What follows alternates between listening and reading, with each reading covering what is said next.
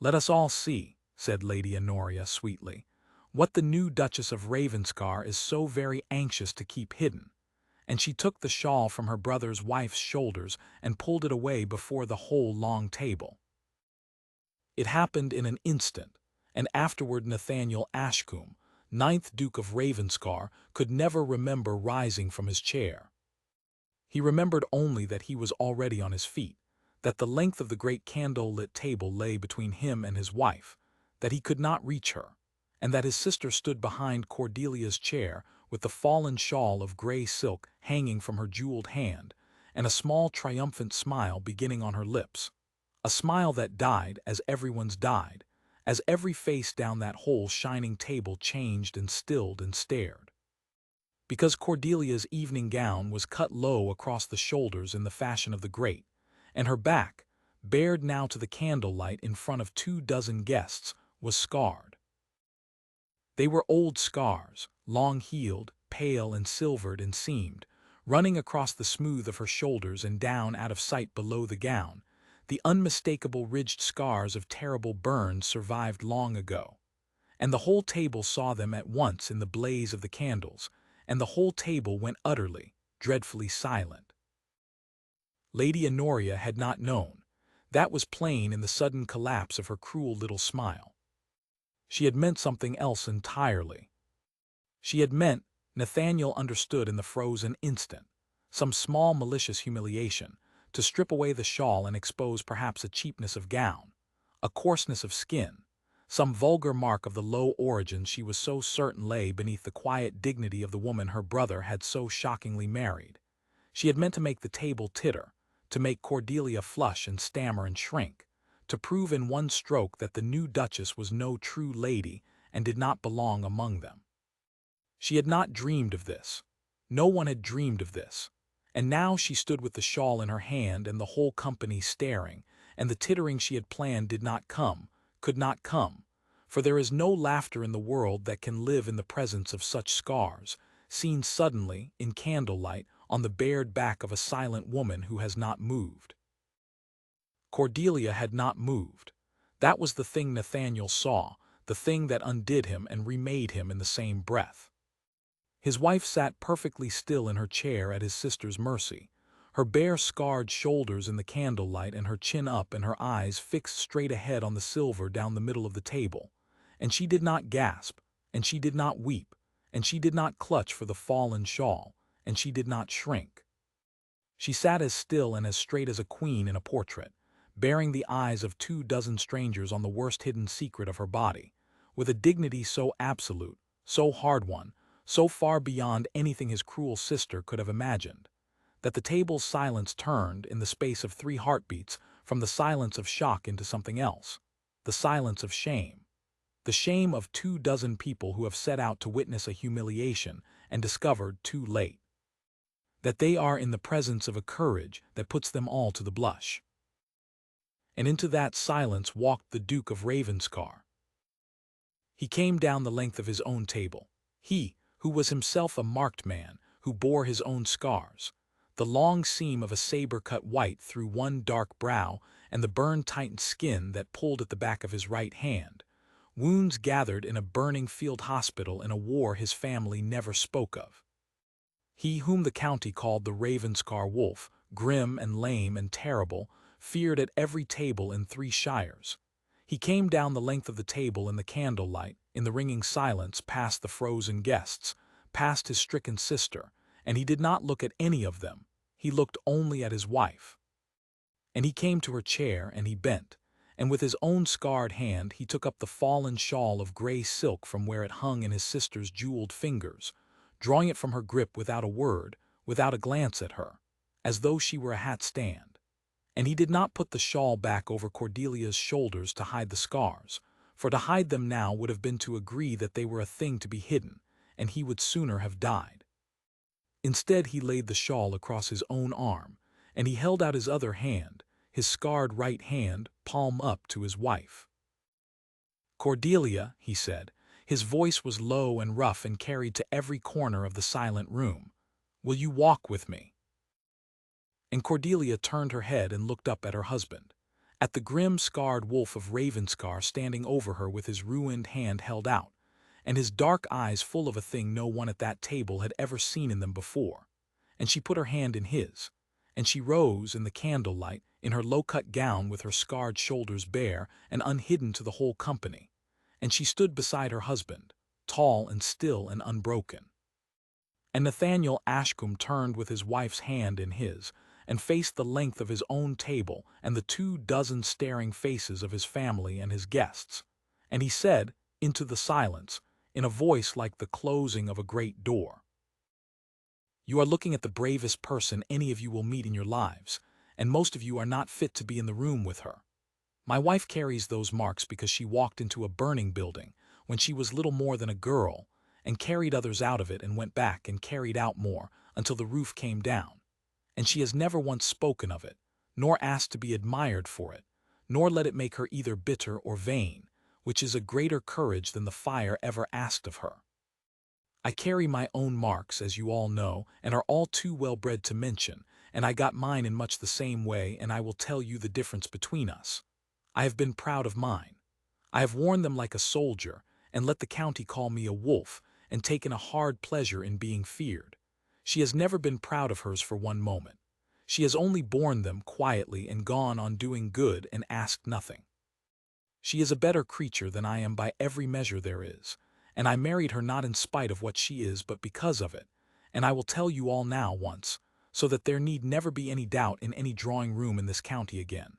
And here his voice dropped and grew, if it were possible, more terrible and more gentle at once, "that I love my wife. That there is not a soul at this table, my own blood included, whose good opinion I would give one hair of her head to keep. And that any person who ever again offers her the smallest slight, in my house or out of it, to her face or behind her back, by a word or a look or the tearing of a shawl, will answer for it to me, and will find that the wolf of Ravenscar is exactly as bad as they have always said, and worse, but only from this night in her defense." He turned his scarred face slowly down the whole length of the table, meeting one pair of eyes after another until each fell, and last of all he turned it upon his sister, Lady Honoria, who stood white and shaking behind the empty chair. "Honoria, you will beg my wife's pardon. Not tonight. Tonight you are not fit to, and she is too weary to receive it. But you will beg it in your own time, sincerely, on your own understanding of what you have done, and until you do you are not welcome under this roof, sister or no. Now sit down, all of you. The Duchess and I will take the air. You will find the second course excellent. My wife planned it. She thinks of your comfort even now, which is more than any of you have thought of hers."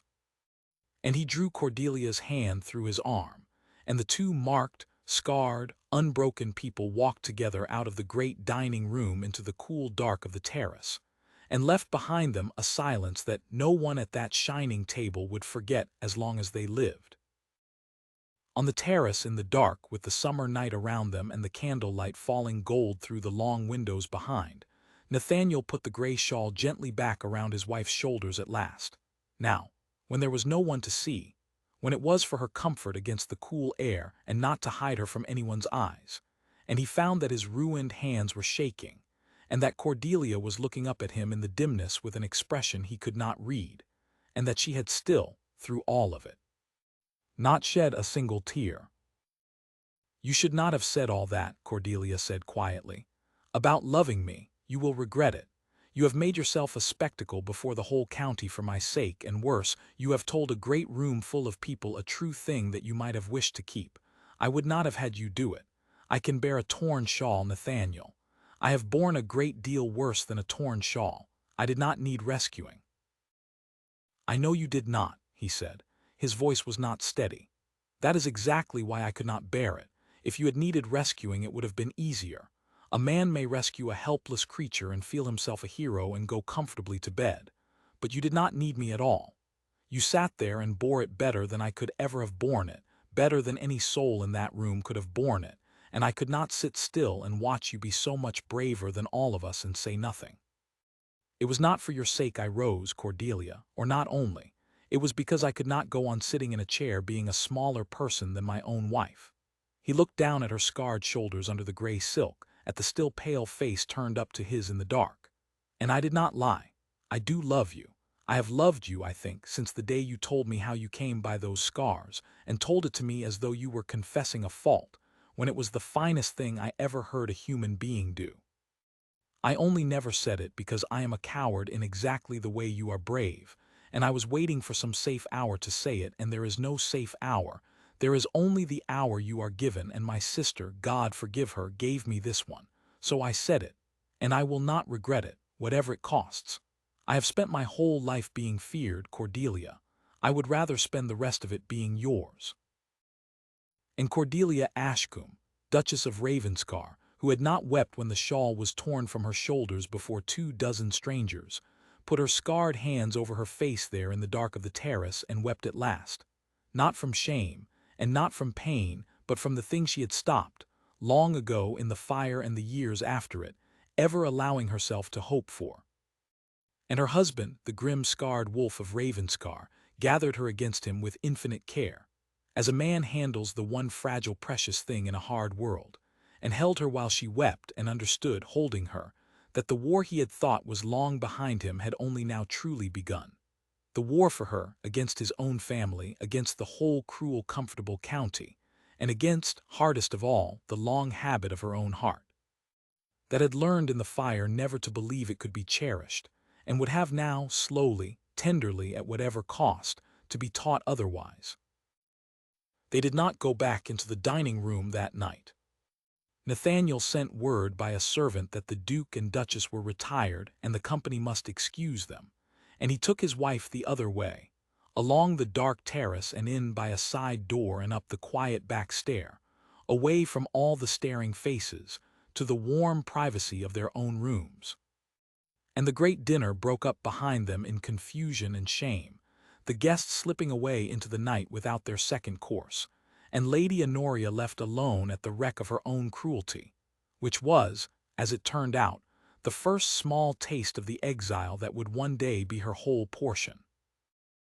In the quiet of their own sitting-room by the fire, Nathaniel drew a low chair close to his wife's and sat, and took her cold hands, and chafed them gently between his scarred ones, and neither of them spoke for a long time. He had said on the terrace all the great things, the things that had needed saying before the whole table and then again in the dark. And now in the firelight there was room only for the small ones, which are sometimes the harder.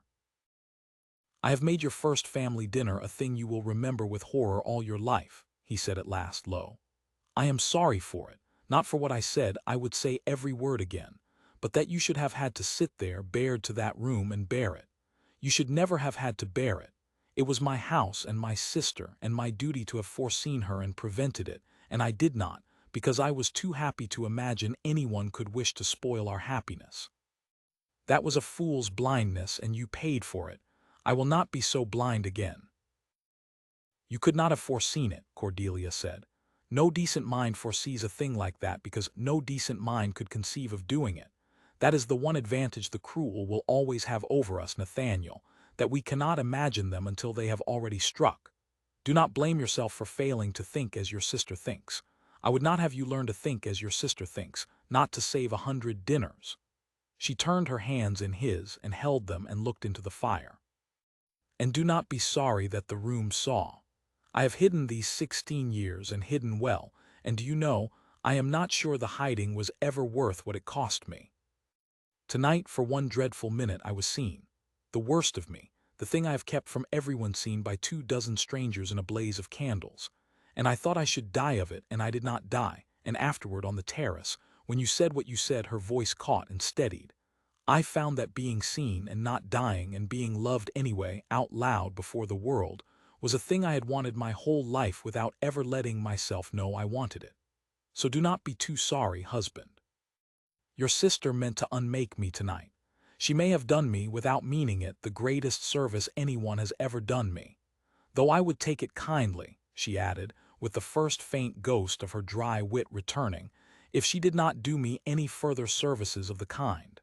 My nerves are not equal to being served so twice." And Nathaniel gave a short, broken laugh, the laugh of a man startled into it in the middle of grief, and lifted her scarred hands to his lips and kissed them. and they sat on by the fire a long while in the warm quiet, the two marked people, saying little, needing to say little. And if the war was only beginning, they did not, that night, look at the war. They looked at the fire, and at each other, and were, for that one night at least, in the small, warm room above the wreckage of the dinner, quietly and defiantly glad. It was to hold on to nights like this one to the warm, fire-lit privacy, where his wife could be seen and not perish, could be loved out loud and dare to believe it, that Nathaniel would fight everything his family and his county could bring against them in the hard season to come. And it was in that same small room, months later on the 14th night of a fortnight, that his wife would at last, surrounded by living proof and cherished past all doubting, cease forever to expect the worst of the world and let herself be wholly, permanently home.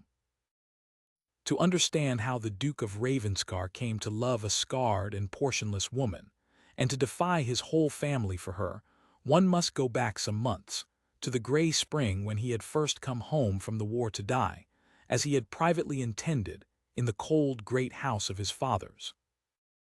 He had not died. That was the disappointing thing in those first black months.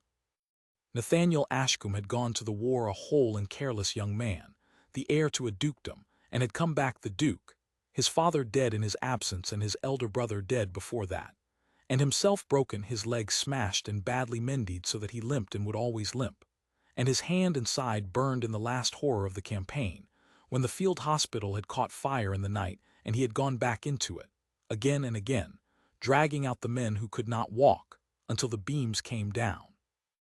And he had come home to Ravenscar with the saber seam white through his brow, and the burns tight on his hand, and a grief in him that had no bottom, and he had shut himself up in the great house, and let the county call him the wolf, and had waited, grimly, for his broken body to finish the work the war had begun. His betrothed had not waited. That was a small, clean wound among the great ones, and he had almost been glad of it. He had been engaged before the war to a bright, pretty girl of the county, Miss Verena Cardew, an arrangement of families, and Miss Cardew, presented with a lamed and scarred and savage duke in place of the whole young man she had promised to marry, had discovered that her feelings had changed, and had been released with his cold contempt for a wedding gift, and had married a viscount within the year. And Nathaniel had learned from her, at 29, the lesson he had thought was the whole truth of the world until Cordelia unlearned it for him, that he was scarred, a thing that women recoiled from, that his marks made him monstrous, that the fear the county felt was the honest and correct response to what he now was, and that he would live and die alone with his wounds, feared and unloved, and had better make a bitter armor of it and be done. He had believed that for 2 years, and then the fever had come to the valley in the wet autumn, and Cordelia had come into his life, not as a suitor and not as a rescuer but as a fellow laborer against death, and had, without ever meaning to, without the smallest design, undone every lie he had built his armor from. She had been living then in the small town below the Ravenscar gates, a woman of perhaps 26, alone, respectable, poor. The daughter, he learned, of a gentleman named Marden who had been a man of some property, and had lost it all, honorably but completely, in the failure of a bank, and had died of the shame of it, leaving his daughter nothing but her name and her education and a small annuity that barely kept her. And Cordelia Marden had made of that nothing a quiet, useful life, teaching the children of the town their letters, nursing the sick, keeping herself with her needle and her small school, wanted by everyone and courted by no one.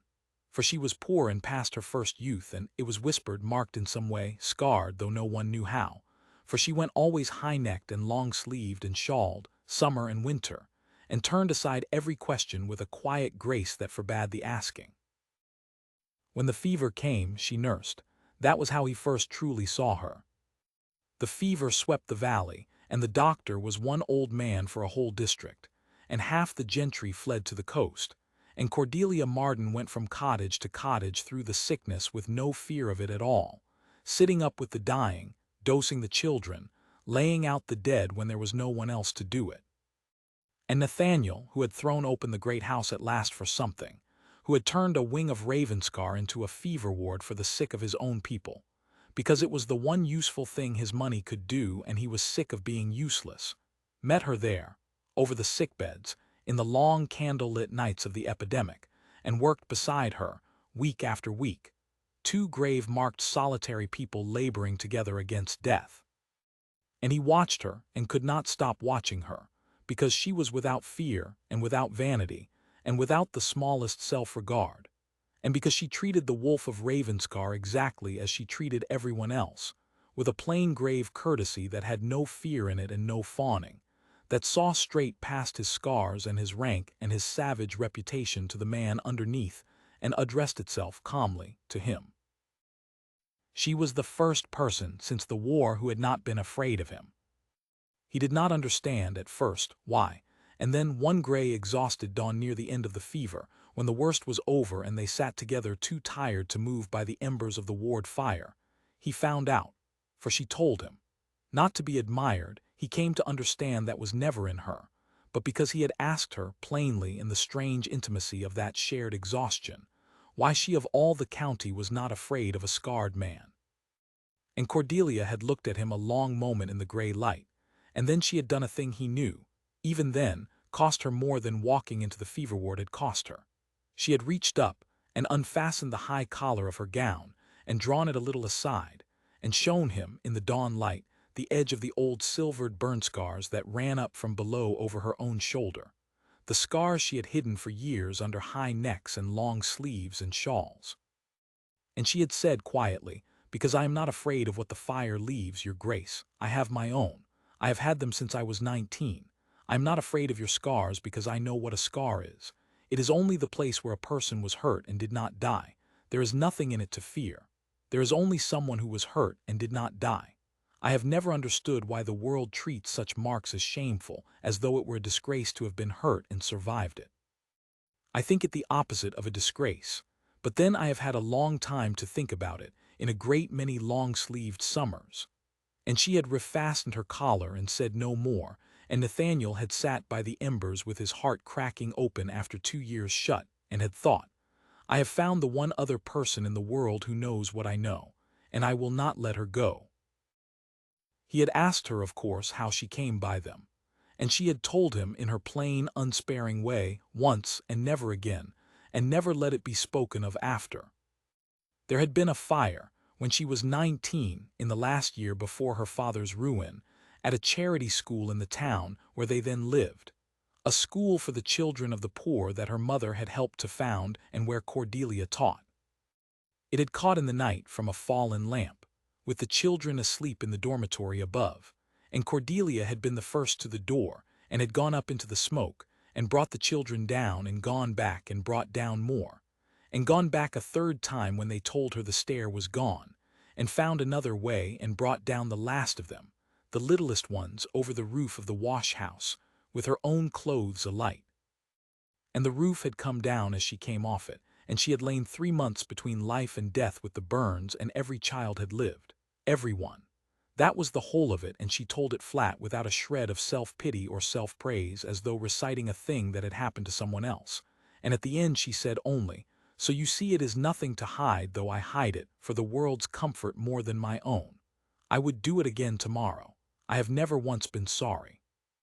It is the only thing I have ever done that I am entirely sure was right, and I would not trade the marks of it for the smoothest skin in England."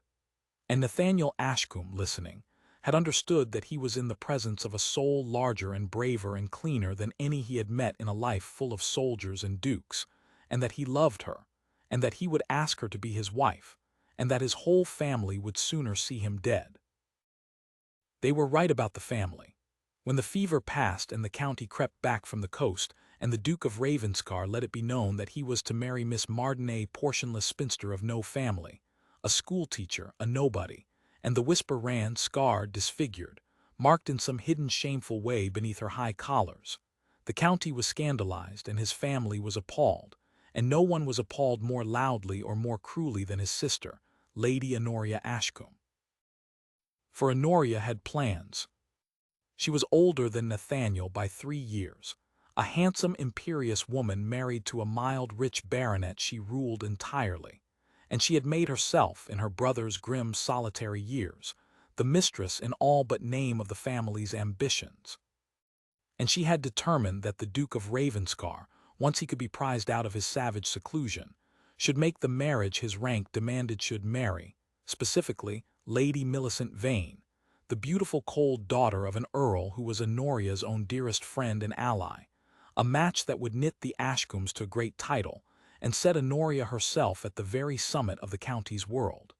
She had schemed toward it for 2 years. And now, at the very moment of its ripening, her broken brother had ruined everything by marrying a scarred schoolteacher out of a fever ward, an alliance so far beneath the dignity of Ravenscar that Honoria could scarcely speak of it without trembling. And she had set herself, from the day the engagement was announced, to break it by persuasion first, then by cold pressure then, when Nathaniel married Cordelia quietly and immovably in the little town church with the whole grateful town packing the pews and not one of his own family present, by a campaign of exquisite, patient, deniable cruelty aimed at making the new duchess's life so unbearable, and her position so impossible, that she must in the end break or flee, or give her husband cause to be rid of her. The torn shawl at the welcome dinner had been the opening move of that campaign. Honoria had meant it as the first of many small deft humiliations, each too small to fight, that would in time wear the scarred nobody down and drive her out. She had not known about the burns.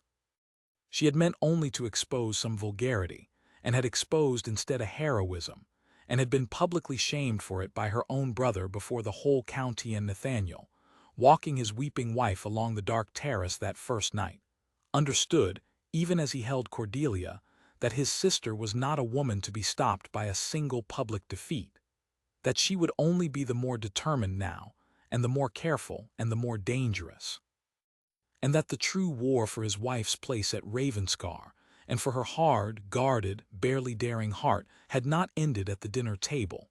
It had only begun. He had not proposed to her at once. A man does not, having learned in a fever ward that he has found the one soul in the world he was made to love, simply turn to her over a dying child and say so. And Nathaniel, moreover, was afraid, not of the enemy, whom he had faced without a tremor, but of this, of hope, which he had put away 2 years before as a thing that only ever led to Miss Verena Cardew's cool, averted face and the confirmation of his own monstrousness. So he had waited through the last weeks of the fever, and courted her in the only way he knew, which was to be useful beside her, to carry the water and lift the sick and sit the long nights, so that she should come to know him at his best rather than his blackest. And Cordelia, who missed nothing, had known perfectly well what he was about, and had let him do it, and had come in those weeks to her own quiet certainty, and had waited with her own greater patience for him to find the courage he was so plainly gathering. He found it on the night the last fever patient was carried home well. The improvised ward stood empty at last, the bed stripped, the long ordeal over, and Nathaniel had found Cordelia there alone in the emptied room in the light of a single candle, and had understood that if he did not speak now in the strange bare intimacy of the ended labor, he might never find the moment again. And he had come and stood before her, the grim scarred wolf of Ravenscar, and said, without one grace of courtship, plainly, because plainness was all he had, Miss Martin, I am a lamed and scarred and savage man, feared by everyone in this county and loved by no one, and I have nothing to offer you but a cold great house and a name that half the shire crosses itself at, and a heart that has been frozen 2 years and has only just, these last weeks, watching you, begun to thaw. I know I am not what any woman would choose. I know you could do better, though I cannot for my life imagine how, for I think you the finest creature God ever made. But I love you. I have loved you since the dawn you showed me your scars and told me there was nothing in a scar to fear but someone who was hurt and did not die. I will love you as long as I live, whether you have me or not, but I would rather live and die having asked and been refused than never have asked at all. Will you marry me? And do not spare my feelings in the answering. I have borne worse than a no, and I would rather have the truth than a kindness. And Cordelia had looked at him a long moment in the candlelight, and then she had done the thing that undid him, that he carried in his heart ever after. She had not answered with words at all. She had reached up slowly and unfastened the high collar of her gown. The collar she kept fastened before all the world, and she had drawn it aside, and shown him freely in the candlelight, not the edge only but the whole of the old silvered scars across her shoulder and throat shown him. The man who had asked her, the thing she hid from everyone, and she had said, "You have shown me yours, Nathaniel Ashcombe, and now I show you mine, whole, so that you may be sure of what you are asking for." For a man ought to know exactly what he is marrying before he says the words and not learn it after when it is too late to change his mind. This is what I am. This is what the fire left. You will see it every day of your life if you marry me, and there will be mornings you wake and see it before you are properly awake, and it will startle you, for the mind forgets in sleep. And I would have you certain now in the clear light that you can bear it before you promise. Look at it. Look at all of it. And then ask me again if you still wish to.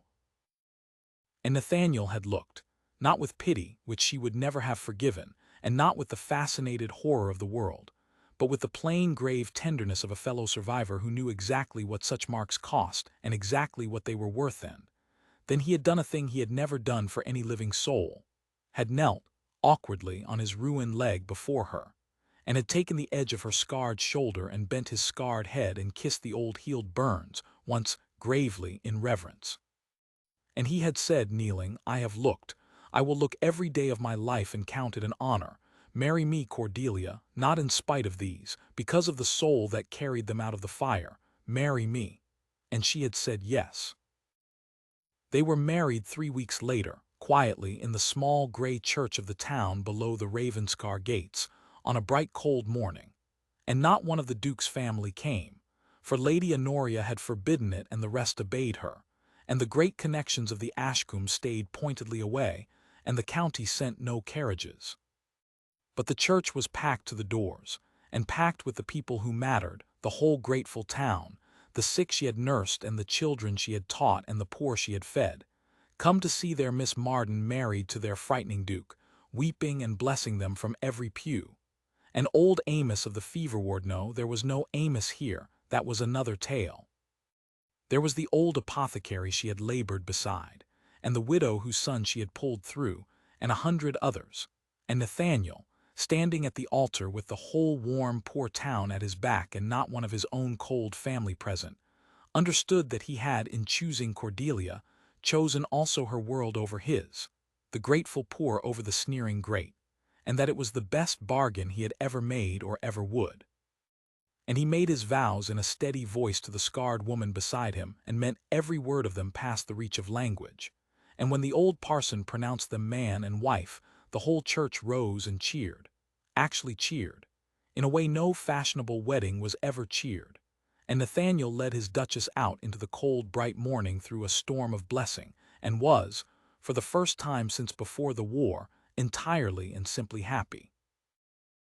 The weeks after were the happiest of his life, and he had them to look back on, afterward, through all the hard season that followed. The quiet first weeks of the marriage, before the dinner, before Honoria's war, when it was only the two of them in the great house learning each other. He learned that she sang low to herself, when she thought no one heard, at her needle in the evenings. He learned that she was merry, under the gravity, that she had a dry, quick wit that ambushed him and made him laugh aloud in the empty rooms. He learned the feel of her hand in his and the weight of her head against his shoulder by the fire and the particular quiet that came down over the two of them, warm and complete in the long evenings, the quiet of two solitary people who had each, against all hope, stopped being solitary. He learned that he could be gentle, that there was a gentleness in him that the war and the grief had frozen but not killed, and that it came back under her, like feeling coming back into a numbed limb, painful and glad. And he learned, watching her move through his house, that she was making it a home, that Ravenscar was warming around her like the man who owned it. He had thought, marrying her, that he was giving her a refuge. He understood in those weeks that she was the refuge, that she had been the refuge all along, and that he had spent 2 years dying of cold a mile from the fire. It was into that happiness, that fragile new-built warmth, that Lady Honoria had brought her torn shawl and her cruelty, at the very first family dinner, the the first time the Duke's blood had deigned to sit at his scarred wife's table. And Nathaniel understood, looking back, that his sister had chosen the moment with an instinct for damage as sharp as a surgeon's had struck not at random, but at the exact center of his newfound happiness. At the very first hour it showed itself to the world, meaning to prove to him, and to Cordelia both, before the warmth could set hard, that it could not last, that the world would not allow it. That a scarred nobody could not be a duchess, and a wolf could not be happy, and the whole tender, impossible thing they had built must be torn down like a shawl from a shoulder. She had failed that first night, because Cordelia's dignity and his own late-found courage had turned the blow. But she had not stopped, and the war she began at that dinner would test to its foundations everything the happy weeks had built. And Nathaniel, holding his weeping wife on the dark terrace that first night, had known even then that the happiness of those weeks was not a possession he could keep by simply having won it, but a thing he would have to go on fighting for, against his own family and his own world, for as long as they both should live. In the weeks after the dinner, two things grew at Ravenscar side by side, like a fair plant and a poison one in the same bed: the marriage and the campaign against it. The marriage grew in the quiet places out of the county's sight, and Nathaniel watched it grow with a wonder that never wore off.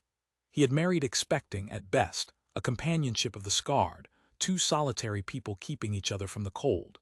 He found himself, instead, falling every day more deeply and more helplessly in love with his own wife, and being day by day gentled by her, unwolfed, brought back from the grim frozen country he had lived in since the war.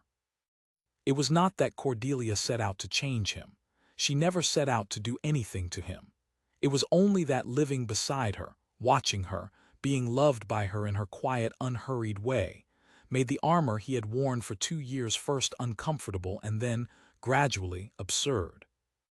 A man cannot go on playing the wolf in front of a woman who is not afraid of him and never was, who meets his blackest moods with a calm, grave patience, and his rare gentleness with a warmth that lights her whole face. And Nathaniel found the savagery falling off him like a scab off a healed wound, and found underneath it, to his own astonishment, a man who could laugh, who had not laughed since before the war, and who laughed now, sometimes, at his own dinner table with his wife, and did not know his own voice doing it.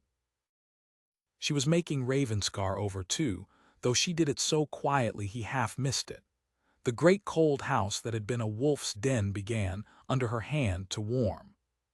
She learned the servants' names and troubles as she had learned them in the town. She opened the shut rooms and let in the light.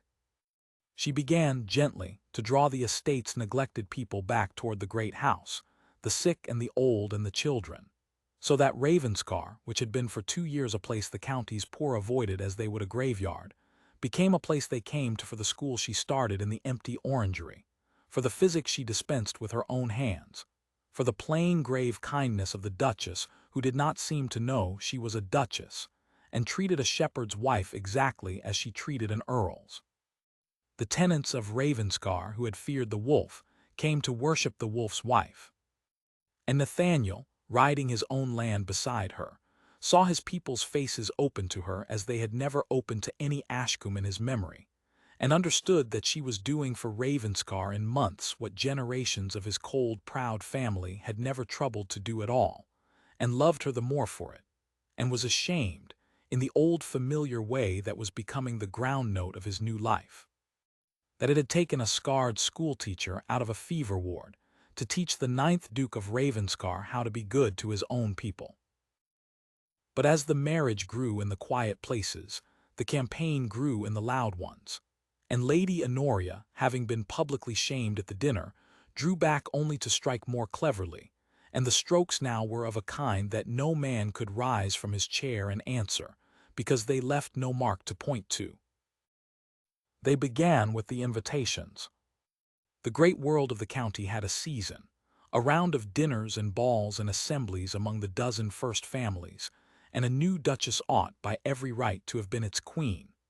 But Honoria had the ear of every hostess that mattered, and Honoria let it be known, in the deft, poisonous way of such women, that while of course the Duke of Ravenscar must always be received, her voice would drop, delicately his wife was another matter. That no one wished to give offense, but that a scarred schoolteacher of no family was not, whatever the law now called her, a person one could comfortably seat above the daughters of earls, and that the kindest course really for everyone, most of all for the poor woman herself, who must feel her false position keenly, was simply not to press invitations upon her that she could not gracefully accept. And so the invitations to Ravenscar came addressed, with exquisite correctness, to the Duke alone, and the great houses of the county opened their doors to Nathaniel, and by 100 small deniable contrivances kept them shut to Cordelia, and there was nothing in it a man could strike at, no torn shawl, no spoken insult, only a vast soft smothering exclusion, a whole society quietly agreeing that the Duchess of Ravenscar did not exist. Nathaniel's answer was simple and total. He declined every invitation. If his wife was not asked, he did not go, and he said so plainly to every hostess who tried it, until the county understood that to snub the Duchess of Ravenscar was to lose the Duke of Ravenscar, and that the wolf, who had once been the grim ornament of every great table, would now be seen at none of them unless his wife sat beside him. It cost the county more than it cost him. A duke is a duke, and his absence left a hole in every gathering, and Nathaniel bore his own exile from the great world with a completeness that surprised even him, for he found he did not miss it in the least, found that an evening at his own fireside with Cordelia, reading or talking, or merely sitting in the warm silence that had grown between them, was worth more than every ball in 3 shires. But he understood, too, that his answer, however firm, did not truly defeat Honoria's design. It only changed its shape. For the exclusion still wounded Cordelia, not the missing of the balls, which she cared nothing for, but the plain daily knowledge that she was being kept out, that a whole society had looked at her and closed its ranks, that she was, in the eyes of her husband's world, ashamed to be hidden. And Nathaniel, watching her bear it with her unfailing grave dignity, saw what it cost her, saw the old careful guardedness settle back over her heart that he had been so slowly, so tenderly, coaxing open, and understood that his sister's true target was not Cordelia's place in the drawing-rooms at all.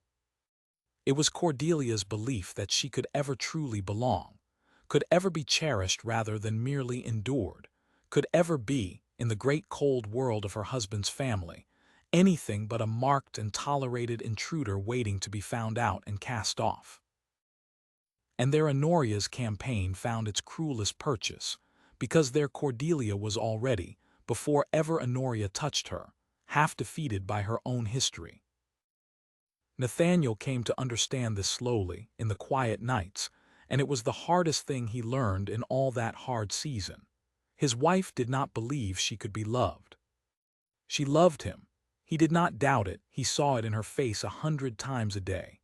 But she did not believe, in the deep place under the loving, that she was a person a man like him could go on loving, once the first strangeness wore off and the daily weight of what she was. The scars, the poverty, the shame she brought him in the world's eyes made itself felt.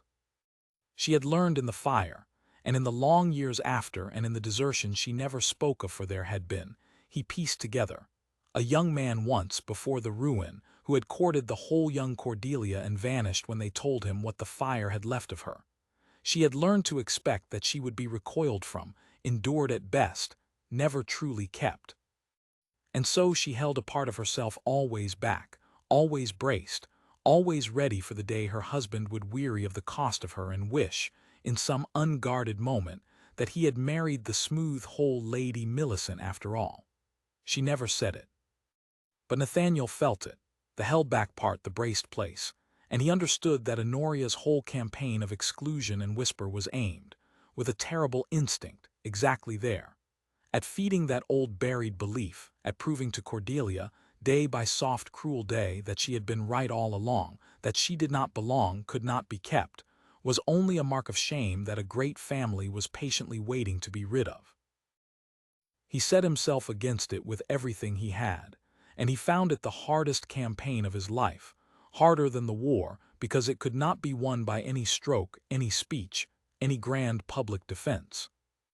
It could only be won the way Cordelia had won his own frozen heart slowly daily, by a patience that never wearied and a tenderness that never failed, by simply going on loving her plainly and without stint, through every soft cruelty of his sisters, until she came to believe it, until the braced place in her eased and the held-back part came forward, and she dared at last to trust that she was not endured but cherished. He did not know if he could do it. He was a clumsy man at tenderness, new to it, scarred in the soul as in the body, and the whole weight of her history and his family's cruelty stood against him. But he set himself to it in the quiet nights, with the same grim total will he had once set against the enemy and against his own death. And Cordelia, who did not know the shape of the war her husband was waging for her, only knew that the grim wolf of Ravenscar had become, in the privacy of their life, the gentlest and most constant presence she had ever known, and felt the old braced guardedness in her own heart begin, against all her hard-learned wisdom dangerously to loosen. Which was, of course, precisely when Lady Honoria, who had been watching and waiting and gathering, made her true stroke, the one she had been preparing since the night of the dinner, the one that would not be a soft exclusion or a whispered slight, but a single deliberate blow aimed at the exact place where Cordelia was beginning, so perilously, to hope. And she chose for it the greatest occasion of the county's year, the Ravenscar midsummer ball, which the Duke, at Cordelia's own gentle urging, had at last agreed to give, throwing open the great house for the first time in his reign, so that the whole county which had shut its doors against the Duchess would come, this once, through hers. If the county shut its doors against the Duchess of Ravenscar, the estate of Ravenscar threw its own wide open to her, and it was there, among his own people, that Nathaniel watched his wife win the war that the drawing-rooms thought they were winning against her.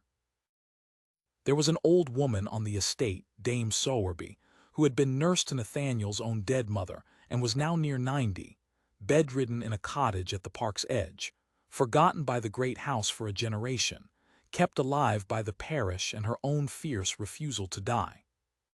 And Cordelia found her in the first fortnight, as she found everyone, and went to her and sat with her, and came back, and went again, until the old woman who had frightened 3 generations of Ashcombe children with her sharp tongue was heard to say, to anyone who would listen, that the new Duchess was the only Ashcombe worth the name since the old lord's day, and that the scars on her were the mark of an angel, and any fool that said otherwise might come and say it to Dame Sowerby, and get the flat of a spoon for it.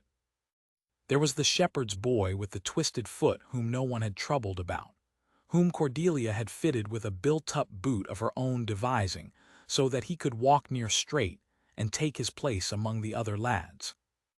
There was the whole neglected orangery, a great glass ruin at the garden's edge where the Ashcombes had once grown oranges and now grew nothing, which Cordelia cleaned and mended and warmed and made into a schoolroom, so that within 2 months the children of Ravenscar, who had run wild and unlettered for want of anyone to care, were gathered there of a morning learning their letters from the Duchess herself, and their parents blessed her name at every hearth on the estate. Nathaniel watched all this with a wonder that deepened daily into something like awe. He had held Ravenscar for 9 years, and its people had feared him, and he had done nothing for them, nothing, had been a wolf on a hill. And his wife in 2 months had done more good among them than his whole line had done in a century, and had done it not as a duty and not as a condescension, but as the plain natural outflowing of what she was, the way a spring gives water, without calculation and without ceasing. And he found, watching her, that he wanted to do it too, that the sight of her among his people woke in him a shamed longing to be, at last, the kind of lord he had never troubled to be. And so he began, clumsily, to go with her, to learn the names she knew, to sit where she sat, to do with his own scarred hands the small useful things she did. And the people of Ravenscar, who had feared the wolf, watched the wolf come down off his hill at his wife's side and learned to be a man among them, and their fear turned first to astonishment, and then slowly to a love that had a fierce protectiveness in it, so that there was not a soul on the whole estate, by midsummer, who would have heard a word against the Duchess and not answered it with a fist. This was the thing the county did not understand, and could not, from behind its shut fashionable doors, that while it was busy excluding the Duchess of Ravenscar from its ballrooms, the Duchess of Ravenscar was quietly becoming beloved of 1,000 people whose love was worth more than every ballroom in England, and that the Duke was becoming beloved with her, and that the two marked people on the hill were building, out of the plain grateful affection of their own people, a fortress of regard that all Honoria's whispering could not touch, because it was founded not on rank or fashion, but on the one thing that cannot be gossiped away, which is good plainly and daily done. But Nathaniel came to understand in those same weeks that the fortress his wife was building for others she could not quite build for herself, that she who gave every soul on the estate the certainty of being valued could not give herself the certainty of being loved. And this was the deepest and the strangest thing he learned about her, and the one that grieved him most. He would watch her sit up half a night with a sick child not her own, and never doubt for an instant that the child was worth saving.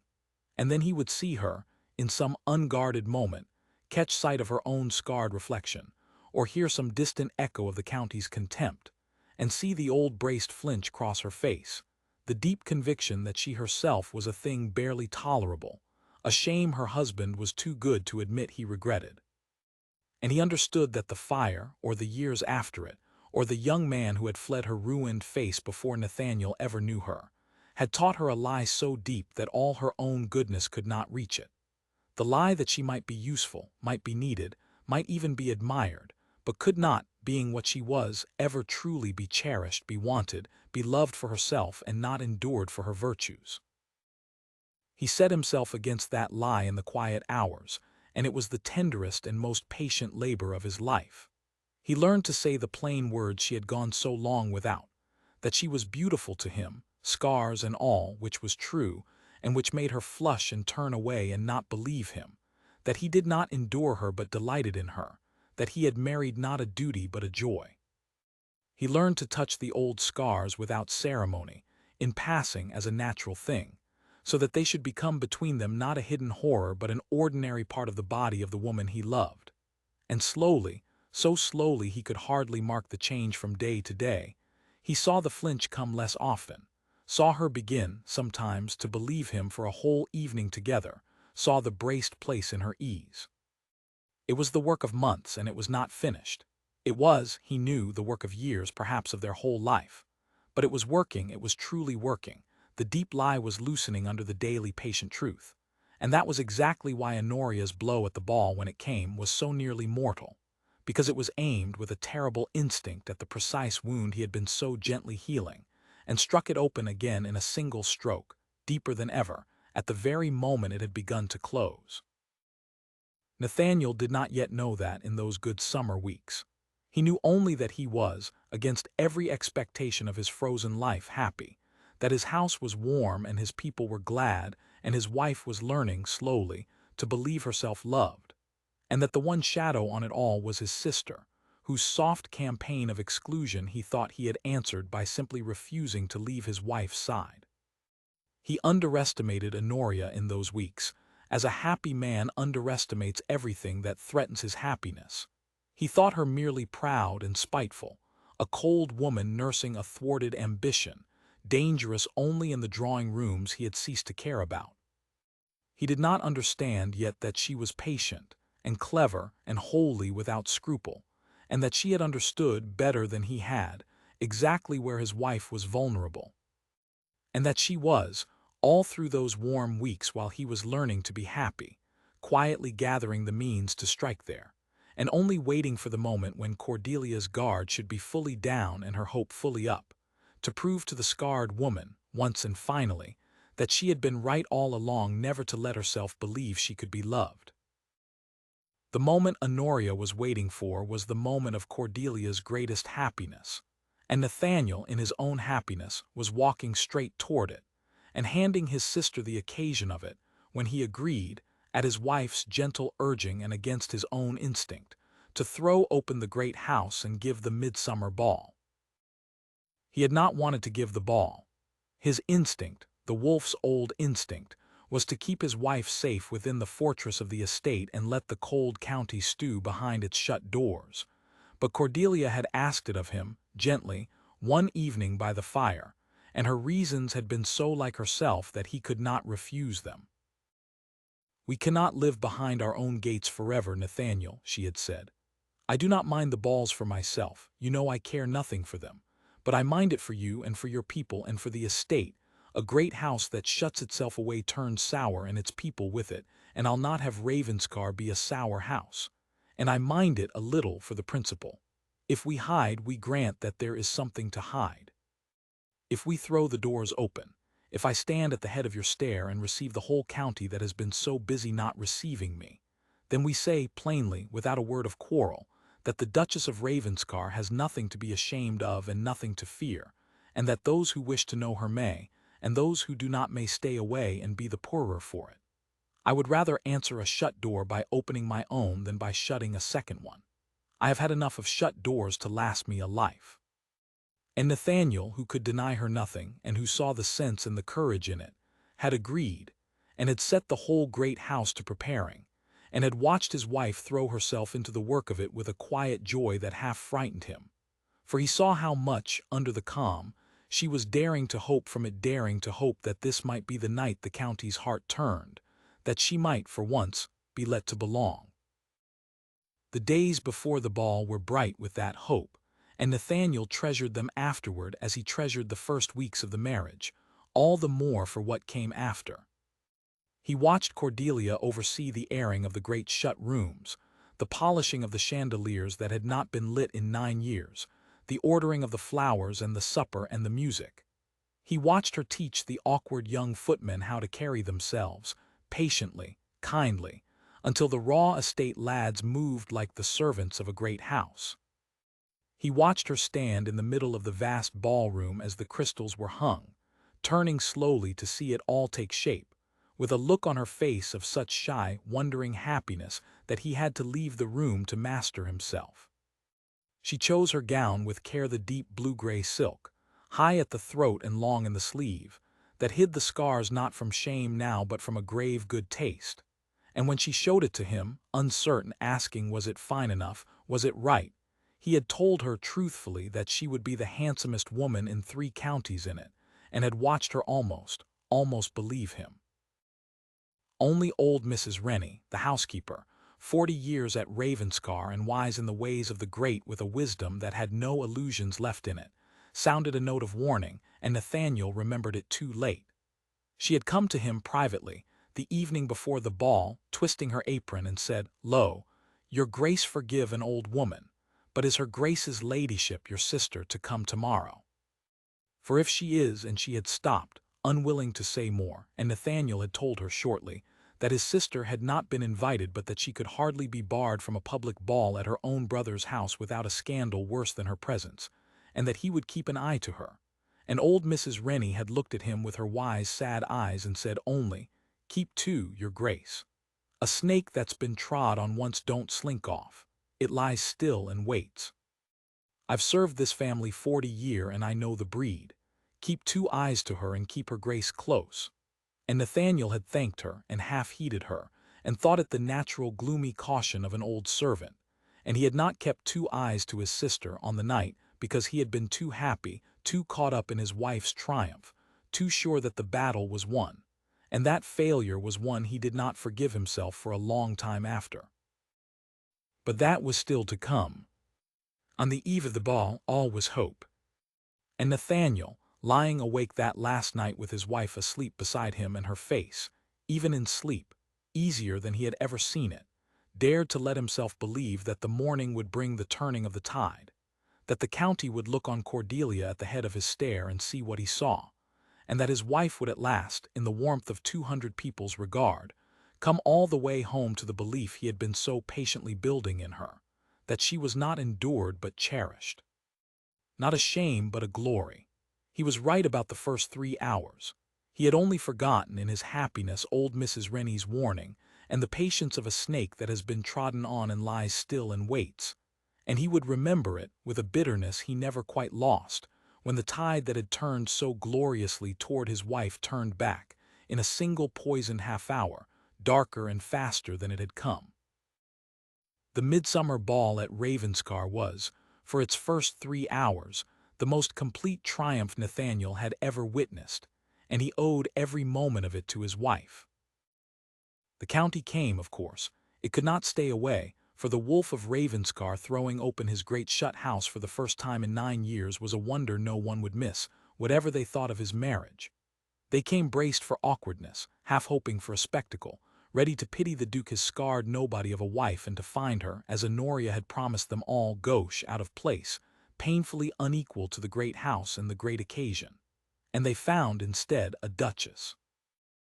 Cordelia received them at the head of the great stair in a gown of deep blue-gray silk, high at the throat and long in the sleeve as she always went, so that not a scar showed, but this time not from shame. She had ceased, since the night of the dinner, to be ashamed only from a grave good taste that needed to prove nothing. And she received 200 guests, the proudest people in 3 shires, with a quiet, perfect graciousness that came not from breeding but from something deeper than breeding, from a soul that had faced fire and death and the worst the world could do, and was therefore entirely without fear of a ballroom. She was not gauche. She was serene. She knew every servant by name and every tenant at the doors, and, it seemed within the hour, every guest in the rooms. She drew out the shy and gently checked the insolent and made the awkward comfortable. She moved through the glittering crowd like a woman moving through her own kitchen, unhurried, kind, wholly herself, and the county, which had come to look down on her, found itself, to its own confusion, looking up. By the 2nd hour the dowagers who had meant to cut her were seeking her out. By the 3rd, the great cold Lady Millicent Vane herself, brought by Honoria to be a living reproach, a vision of the smooth, titled beauty Nathaniel might have married, found herself quite eclipsed, standing neglected by a pillar while the whole room revolved around the scarred schoolteacher, and looking, Nathaniel observed with a grim private satisfaction, extremely displeased about it. He danced with his wife. He, who limped, who had not danced since before the war and had thought never to dance again, took the floor with Cordelia for one slow measure at the ball's height, in front of the whole county, his ruined leg carrying him through it by sheer will and her steady hand, and the room fell half silent to watch the Wolf of Ravenscar dance with his duchess, the 2 marked people moving together under the blazing chandeliers. And it was, everyone agreed, though they could not have said why, the most affecting thing they had ever seen in a ballroom, and there was, when the measure ended, a spontaneous murmur through the great room that was very near to a cheer. Nathaniel, leading his wife from the floor, saw her face lit with a joy she had never let herself show, saw the braced guardedness gone from it, saw her daring, at last, in the warmth of that whole turning room, to believe that she belonged, that she was cherished, that the long cold years were over. And his heart was so full he could not speak, and he thought foolishly that they had won, that Honoria was beaten, that the county was conquered, that the war for Cordelia's place and Cordelia's hope was as good as over, needing only to be enjoyed to its warm conclusion. He had forgotten his sister. He had made the oldest mistake of the confident. He had mistaken a battle for the war, and turned his back on a wounded and patient enemy at the exact moment of her greatest need to strike. And Lady Honoria, standing neglected and furious by the wall while the county worshipped the woman she had sworn to destroy, chose that moment, the very summit of Cordelia's triumph, the instant her guard was fully down and her hope fully up to loose the blow she had been 3 weeks preparing. She did it in the way of such women at second hand, so that her own hand should not be seen. She had spent those 3 weeks not idle but hunting. She had sent a clever, discreet man into Cordelia's past, into the town where the Mardens had lived before the ruin, to bring back whatever ugliness might be found there. And finding no ugliness, finding only the plain, true glory of the fire and the rescued children, she had done the thing that only real cruelty thinks of, which was to take the truth and poison it. She could not deny the scars nor the fire. Too many knew of it now, after the dinner. So she did not deny it, she altered it. And she began to let fall, that night, into the ear of one gossip and then another, moving through the ball with her poison like a woman handing round sweets, a new version of the tale. That the fire had not been the noble accident of a fallen lamp at all, but had been set deliberately by a servant girl at the school with a grievance, a girl who had then been caught, and branded for it as an arsonist by the old cruel law. The brand burned into her back, and had afterward, when the family fell and the truth might be buried, remade herself as the heroine of the very fire she had lit. That the scarred Duchess of Ravenscar was no rescuer but a criminal, a fire-starter, marked not by heroism but by the hangman's iron, and that the whole affecting tale of the carried children was a fabrication got up to cover the shame of a branded felon who had, by some dark art, ensnared a lonely damaged duke. It was monstrous. It was, from beginning to end, a lie, and a lie so vile that a decent mind could scarcely have invented it. But it had the two qualities that let a lie run, which are that it was dreadful, and that it could not be instantly disproved in a ballroom. And it ran, that night, through the great rooms of Ravenscar like fire itself through a dry roof, whispered behind fans, passed from group to group, growing as it went. And Nathaniel, moving happy and unknowing through his own triumph, became aware of it, only slowly aware that something had changed in the room, that the warmth had curdled, that eyes were sliding toward his wife now with a new and horrible expression. Not admiration, and not even the old contempt, but a fascinated, recoiling horror. That groups were falling silent as she approached and breaking into whispers as she passed. That the great tide of the county's regard, which had been flowing toward Cordelia all night, had reversed itself in the space of half an hour and was flowing back, dark and fast, into fear and disgust. And he saw the moment Cordelia understood it. He was across the room from her, too far to reach, when he saw her come up to a group of ladies who had been her warm admirers an hour before, and saw them fall silent and draw back, and look at her with that new horror, that recoiling in saw his wife stop, and go still, and understand in one terrible instant that something had turned, that the warmth was gone, that the whole room was looking at her again the way the world had always looked at her. The way she had spent her whole braced, guarded life expecting to be looked at. And he saw the joy die in her face, the joy he had watched bloom there an hour before, the daring, fragile joy of a woman letting herself believe at last that she belonged. He saw it die all at once, snuffed out, and the old braced guardedness come down over her heart like a shudder, harder than ever now, because this time she had let herself hope, this time she had lowered the guard, and the world had waited for exactly that and struck. And Nathaniel, shouldering through the crowd toward her, understood that this was the true blow, the one his sister had been aiming at all along, not the scars and not the exclusion but this.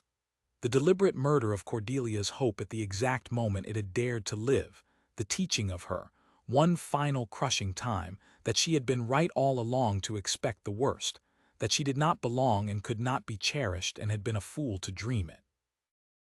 He reached her. He took her cold hand. Her face, when she turned it up to him, was the still, closed, dignified face of the woman at the dinner table, the queen in the portrait face that showed nothing. But her hand in his was cold as death, and shaking, and he understood what it was costing her to keep the face still.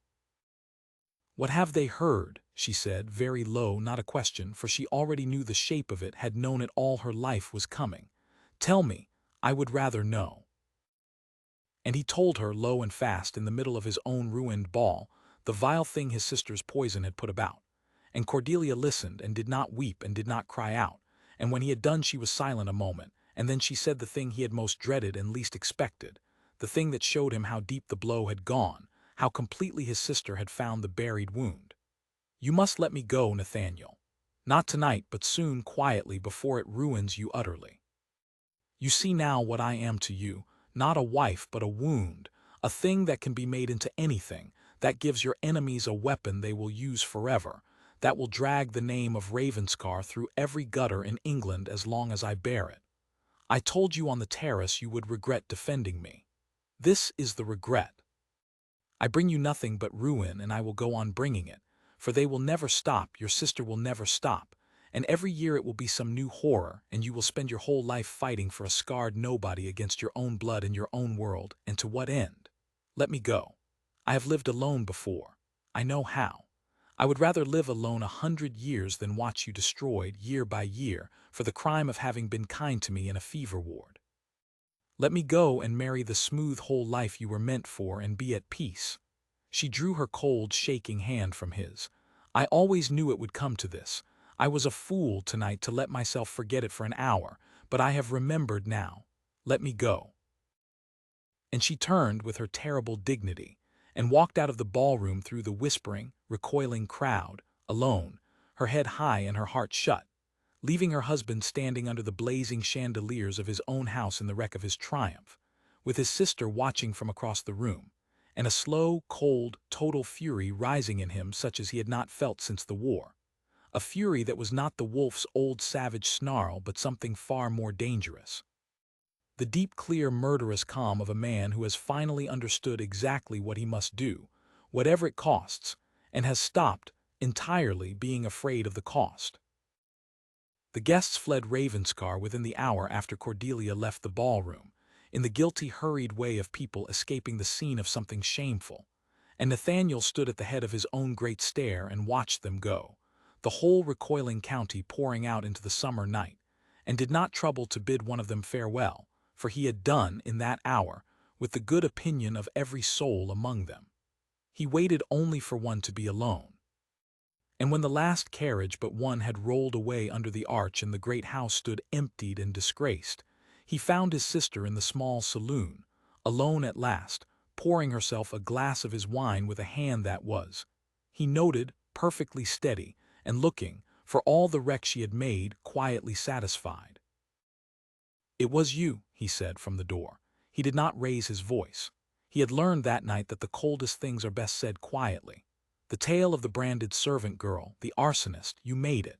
You sent a man into her past to find a horror, and finding only her glory, you forged the glory into a horror because you could not bear that she should be honored. Do not trouble to deny it, Honoria. I can see it in your face. You are too pleased with your work to hide it well. I only wish to hear you say nothing, and to watch you not deny it, so that I should be entirely sure, before I said the rest of what I have to say." Lady Honoria set down the glass and looked at her brother across the small room and did not deny it. She was past denying it. She had one, she believed, and there is a recklessness in believing one has one. "And if I did," she said, "I have saved this family, Nathaniel, whether it thanks me or not. You would have dragged the name of Ravenscar down into the gutter, tied it forever to a scarred schoolteacher out of a fever ward, made us all the laughing-stock of England. And I have prevented it at some cost to myself, for which I expect no gratitude and shall receive none. In a month she will be gone. The tale will see to that. And in a year you will marry properly, and thank me in your heart if never with your lips, and the name will be clean again, and I shall have done my duty by a family that never valued me. You may rage at me if it eases you. I have a thick skin. I did what had to be done." And Nathaniel looked at his sister a long moment, and the fury in him was so great and so cold that he was almost calm with it. And when he spoke it was very softly, and every word fell like a stone into still water.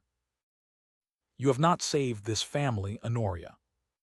You have shown me tonight that I have no family, that the blood I was born to is colder and crueler and smaller than any stranger's, and that the only person under this roof worth the name of kin is the scarred schoolteacher you have spent your malice on, who is, at this hour, upstairs, packing to leave me, because you have persuaded her that she is a shame to me, which is the one lie in the world I cannot forgive, because it is the lie that will cost me the only good thing I have ever had.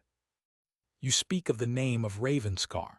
I will tell you what the name of Ravenscar is worth. It is worth 400 years of exactly you of cold, proud people marrying coldly and proudly, and dying grand and unloved, and doing no particle of good to any living soul, and calling it duty and calling it the honor of the family. And I would burn the whole rotten weight of it, the name and the house and the 400 years, to keep 1 week of the happiness that woman upstairs has given me, and think it the cheapest bargain ever struck. You did not do what had to be done. You did what a small and frightened and envious soul does when it cannot bear to see another soul honored. You tried to pull her down to your own darkness, and you have failed, Honoria, though you do not know it yet. You think you have won because the county fled tonight. You have not won. You have only forced my hand. For I am going to prove the truth, the whole plain public truth of what she did and what she is, so loudly that your lie will die in a week and take your place in the world down with it. And when it is done, it will not be my wife who is cast out of the county, sister. It will be you.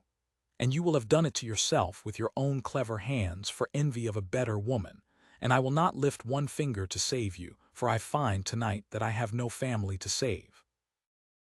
He turned to go, and then he turned back and said the last thing, the coldest and the truest. You demanded once that I marry to honor the name. I am going to honor it now, in the only way it has ever deserved to be honored, which is by tearing down your lie and lifting up her truth. And when the county tells the tale in years to come, and they will tell it, Honoria, for 100 years, it will be told that the 9th Duke of Ravenscar had a wife who walked 3 times into a fire for other people's children, and a sister who tried to call it a crime. And history will know exactly which of the two of you was the honor of the family, and which the shame. Now get out of my house. You are not welcome in it again while I live. And he stood aside from the door. And Lady Honoria, white now at last, the satisfaction gone from her face and something like the first cold breath of fear come into it, gathered her skirts and went out into the summer night after her fled guests, not understanding yet how completely she had been answered, but beginning, for the first time, to be afraid. Alone in the wrecked and silent house, Nathaniel stood a long moment in the small saloon among the abandoned glasses, and let the fury drain out of him. For fury was of no use now and there was work to do. And in its place came the cold, clear purpose that had carried him through the war, the purpose of a man who has seen exactly what must be done and has stopped being afraid of the cost of it. He must go up to Cordelia and keep her from going, and he understood already before he climbed the stair that his word alone would not keep her, that the wound was too deep and his sister's poison too precisely aimed, and that Cordelia would not stay for any promise of his, however true, because she no longer dared to trust her own longing to believe him. He must bring her something more than words. He must bring her the truth, whole and public and undeniable, from the one place it still lived, and he must bring it before his sister's poison, working now in his wife's own despairing heart, could finish what the ball had begun. He had, he judged, very little time. A wounded soul does not wait long once it has decided it is a burden. And so, even as he climbed the great stair to plead with his wife for a fortnight's grace, the plan was forming, hard and clear, of the ride west to Ashbourne, to the town that remembered, to fetch home the living proof that would honor her wounds before the whole world and shame the cruelty that had tried to defile them. The plan that would either save his marriage or arrive, by a day or an hour, too late to save it. He found her in her own room past midnight, when the last of the horrified guests had gone and the great house lay silent and disgraced. And she was not weeping, which was worse than weeping, and she was folding her plain old gowns into her plain old trunk, the gowns she had brought from the town, laying by the silks of the Duchess and taking up again the sober stuff of the schoolteacher, quietly, methodically, a woman packing to go back to the small, hard life she had never truly let herself leave. "Stop," Nathaniel said from the doorway. "Cordelia, stop, put them down." "It is better this way," she said, not stopping, not looking at him. "You know it is. You are only too good and too stubborn to say so. If I go quietly in a week or two before it is a public rupture, the tale dies for want of me to feed it, and you may put it about that we found we did not suit, and in a year it is forgotten and Ravenscar is clean again, and you. Cordelia." He crossed the room and took the gown out of her hands gently and set it down, and took both her cold hands in his scarred ones and held them and made her look at him. "Listen to me. I am going to say a thing, and you are going to hear it to the end, because I heard yours to the end on the terrace, and it is my turn. You believe I defend you out of honor, out of pity, out of a good man's stubborn refusal to let a helpless creature be wronged. You believe that if I am honest with myself I will find that I married a wound and not a woman, and that my kindness in the fever ward has trapped me into a lifetime of fighting my own world for a scarred nobody, and that the decent thing, the merciful thing, is for you to release me from it before it destroys me. That is what you believe. I have felt you believe it since the day we married. And I am going to tell you why it is wrong, and you are going to believe me, if it takes me the rest of my life, because I have finally understood tonight that this, you're believing you can only ever be a burden and never a gift, this is the true wound, deeper than the fire, and it is the one I mean to heal if I do nothing else with the years I have left. She was very still now, her cold hands in his, her eyes on his face. I did not marry you out of pity, he said. Hear the whole of it. A man does not pity what he envies, and I have envied you from the first hour I knew you. I came home from the war believing my scars had made me a monster, that I was a thing to be recoiled from, feared, endured. I believed the exact thing you believe, Cordelia. I believed it so thoroughly that I made a wolf of myself to get my recoiling in first. And then I met a woman who had worse scars than mine and had made of them not a wolf but a saint, who walked into fever and fire without a thought for herself, who bore what you bear with a grace that shamed my whole savage self-pity into the dust. And I did not pity you. I worshipped you. I looked at you and I saw everything I had failed to be, everything I wanted to become, the answer to the very question that had been killing me for 2 years. How does a person live marked in a world that recoils and stay whole and stay good and stay unafraid? You were the answer. You are the answer. I did not stoop to marry you, Cordelia. I reached up. I married the bravest and best soul I have ever known, the only person alive who was not afraid of me and whom I was not afraid to love. And every single day since I have been not the rescuer but the rescued, it is you who saved me. Out of the frozen grave I had dug myself, you with your patience and your warmth. And if you leave, you do not free me, you bury me again. You send me back to the wolf's den to finish dying, and you call it mercy. His voice broke and he let it. So do not speak to me of releasing me. There is no release. I do not want release. I want you, scars and slander and my sister's whole poisonous war and all of it. I want you, not because I am too good to say otherwise, but because you are the one good thing in my life, and I would sooner lose Ravenscar and my name and my place in the world. I have half lost them already tonight and found I do not care, than lose 1 hour of you.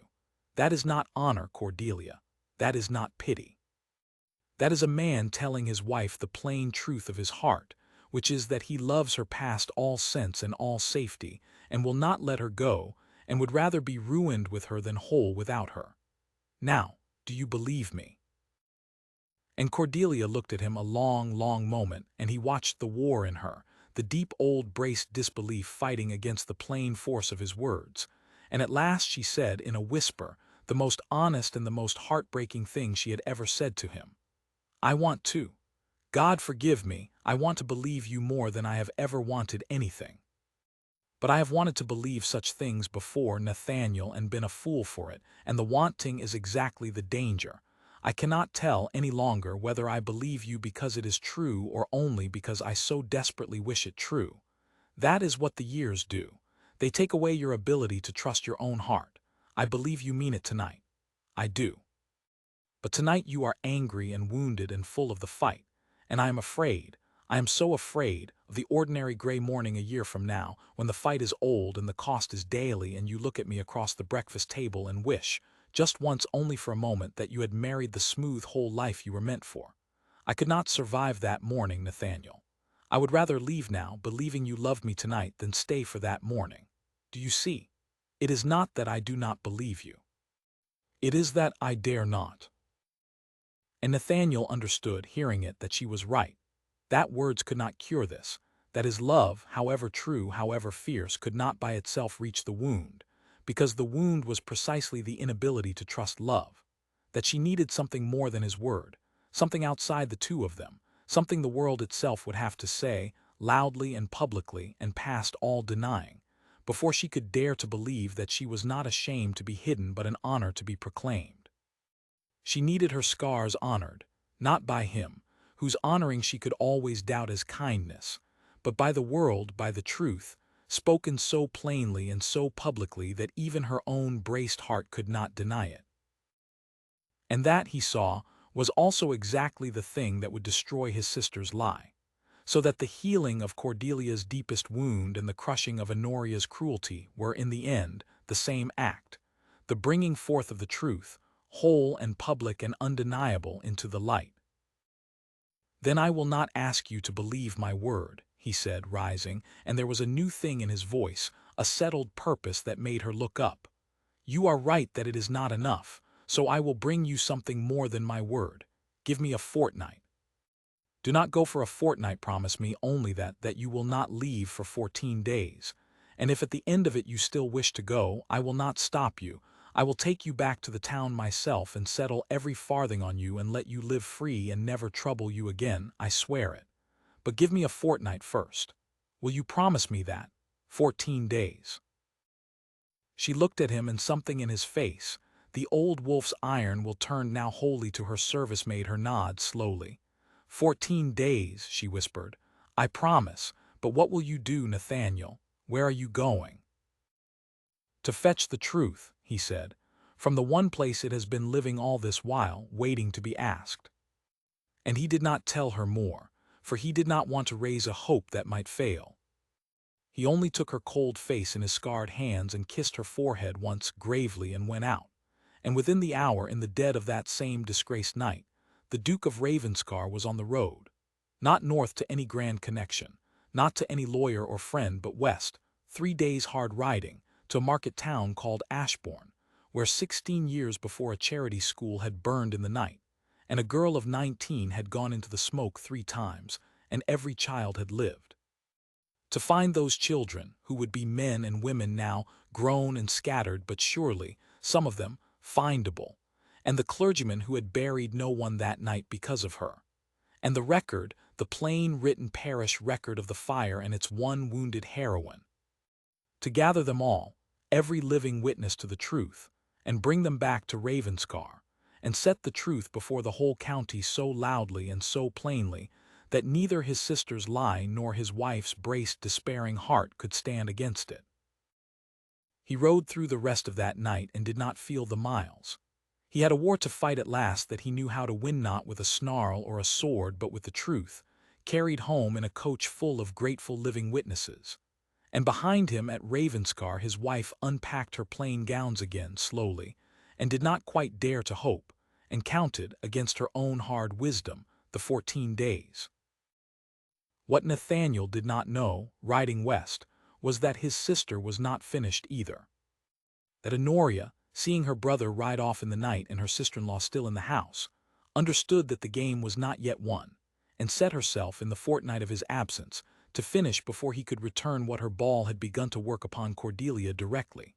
Now, in her loneliness and her doubt, with every soft poisonous art she possessed, to break the scarred woman's fragile promised fortnight, and drive her from Ravenscar for good before the Duke could come home with whatever he had gone to fetch. So that the 14 days became a race that neither Nathaniel nor Cordelia fully understood they were running. The Duke racing west and back with the truth, and his sister working within the walls to drive his wife out the door before the truth could arrive, in Cordelia, alone in the great house, caught between them, holding to a promise and a fraying thread of hope, with 14 days to hold on, and Lady Honoria at her ear, every one of them, whispering that she should not wait, that she should spare herself the final humiliation, that she should go now tonight, while she still had a rag of dignity left to go with. The road west in the dark was long, and Nathaniel had a great deal of time upon it to be afraid and to think. He had ridden out of Ravenscar within the hour of leaving Cordelia's room, taking only what a man needs for hard travel and a heavy purse, for he had learned in the war that the truth, like an army, moves on money, and he meant to spare none of it. And as the miles fell away behind him under the summer stars, the first clean fury of purpose settled, as such fury does on a long ride, into the harder and steadier thing beneath it, which was fear, the plain fear that he would fail, that the town of Ashbourne would have forgotten or scattered or died, that the record would be lost and the witnesses gone, and he would come home in a fortnight with nothing but his own useless word, to a house his wife had already left. He had staked everything on the guess that the truth was still findable 16 years on. It might not be, and if it were not, he had nothing else. There was no other card in his hand, no rank or money or force that could reach the wound in Cordelia's heart, only the truth, honored publicly or nothing. He thought, writing, of how nearly he had let it all be lost, of the 2 years he had spent as a wolf on his hill, so wrapped in his own scarred self-pity that had Cordelia not come to him through a fever he would never have known she existed, would have lived and died a mile from her, alone, and never known what he had missed. And the thought was so terrible that he rode the harder to escape it.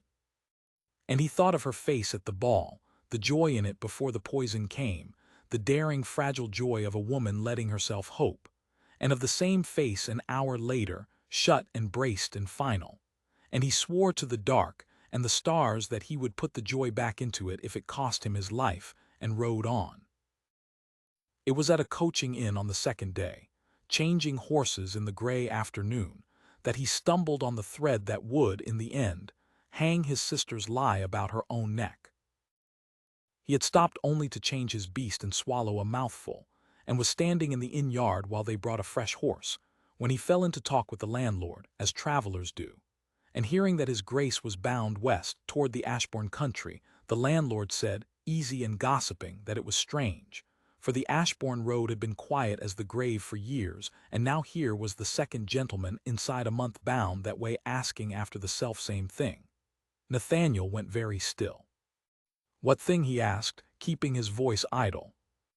Why, said the landlord, an old business, a fire, a charity school that burned donkeys years ago.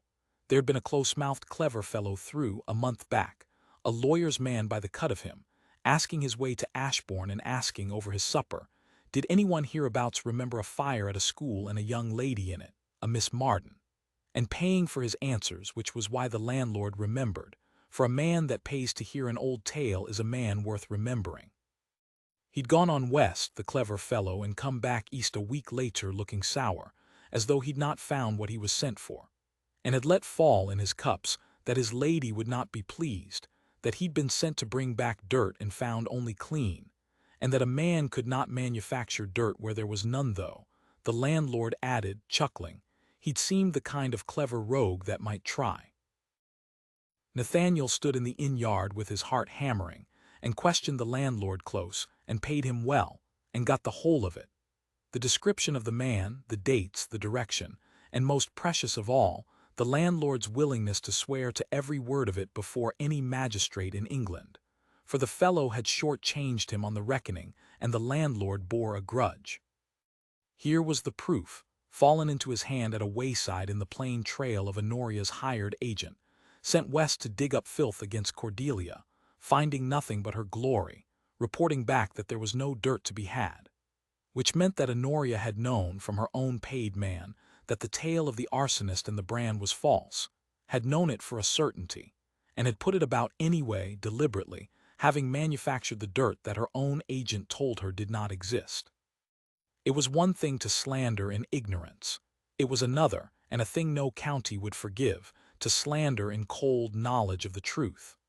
The landlord's testimony, joined to the clergyman's record, would not merely disprove the lie. It would prove that Honoria had made it knowing it to be a lie, and that would be the end of her.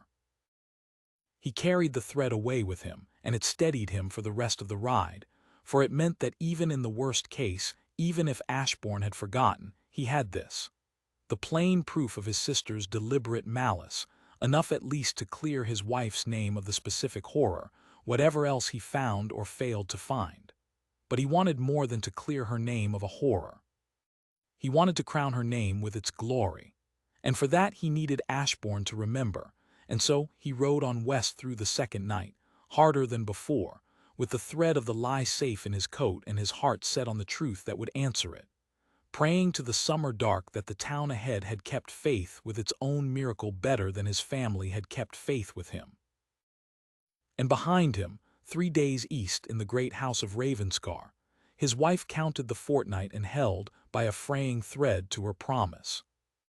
And his sister, cast out but not yet defeated, understood that a fortnight was time enough to finish her work if she used it well, and did not go meekly to her exile but sent, that very night, a soft private message back to the Duchess she had wronged, a message of false and poisonous kindness, sister to sister, woman to woman, urging Cordelia not to wait for the Duke's return and the dreadful public rupture that must follow, but to go now, quietly, sparing herself and sparing him, while a rag of dignity remained.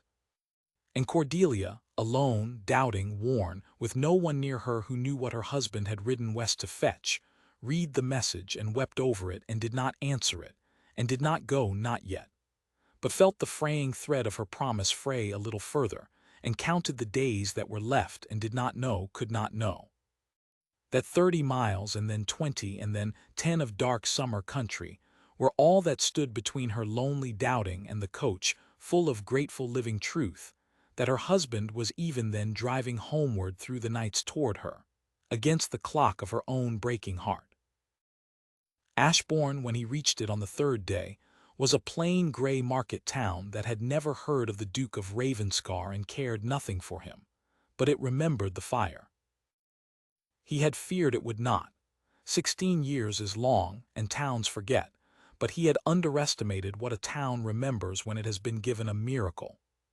He had only to speak of the charity school that burned, and the girl who saved the children in the tap-room of the first inn, and a dozen voices answered him at once, warm and eager, for it was the great tale of the town told to every child. The night sent, Anne's burned, and every soul came out alive because of Miss Marden, Miss Cordelia Marden. They said, the doctors know, the gentleman's daughter, him that lost his money after and died of it, poor soul, and the daughter went away and no one knew where. And was she living still? And where? For the town had grieved that it never got to thank her, that she had slipped away in the bad years and been lost. Nathaniel sat in the tap-room and heard his wife spoken of by strangers as a saint and a legend, 16 years on, and had to bow his head over his cup. The clergyman was living. The Reverend Mr. Enoch Pardo, who had been curate at St. Anne's the night of the fire and was rector now, an old man with a white head and a clear eye, wept openly when Nathaniel told him who he was and whom he had married. And he brought out, with shaking hands, from a locked drawer in the vestry, the thing that Nathaniel had ridden 3 days hoping against hope might exist. The parish record of the fire, written in Mr. Pardo's own hand 16 years before, the plain contemporary account of the night sent. Anne's burned the fallen lamp in the scullery, the alarm, the children trapped above, and then set down in the careful ink of a young curate who had watched it with his own eyes, the 3 times Cordelia Marden had gone up into the fire, and the 11 children she had brought down, named one by one, and the collapse of the roof as she came off the wash-house with the last and smallest of them, and her 3 months between life and death, and the subscription the grateful town had raised for her, and the silver testimonial they had given her that she had, characteristically, sold in the bad years to keep her dying father and never told a soul. It was all there, dated and witnessed, 16 years old, beyond any possibility of fabrication.